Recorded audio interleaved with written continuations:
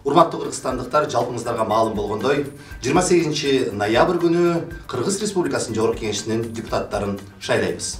Өзүңүздөрдүн жарандык укугуңуздарды аткарып, шайлоо участоктарына барууңуздарды өтүнөм. Шайлоо участогуна барган соң сиз колуңузга 2 бюллетень аласыз. Биринчи бюллетень бир мандаттуу округтардан чыгып жаткан талапкерлер үчүн бюллетень.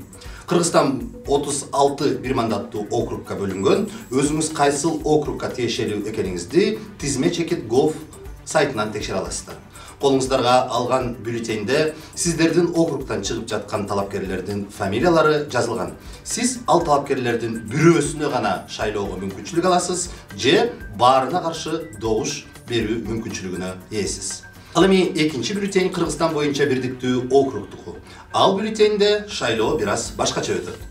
Бюллетендин жогору жагында партиялардын тизмеси бар. Сиз берилген партиялардын бирин гана тандоого мүмкүнчүлүк аласыз.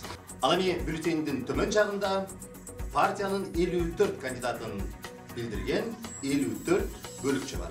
Сиз анын бирөөсүнө гана өзүңүздөрдүн тандооңуздарды жүргүзө аласыздар. Эгерде партияны шайлап, бирок өзүңүздөрдүн кандидатыңызды шайлабасаңыз, сиздин бюллетениңиз жарактуу деп табылат. Эгерде партияны шайлап, бирден ашык кандидатка добуш берсеңиз, тилекке каршы бюллетениңиз жараксыз деп табылат. Ошондой эле партияны тандабастан жалгыз гана кандидатыңызга өзүңүздүн тандооңузду билдирсеңиз, ал бюллетень дагы жараксыз деп табылат. Шайлоо ийгиликтүү жана таза өтсүн.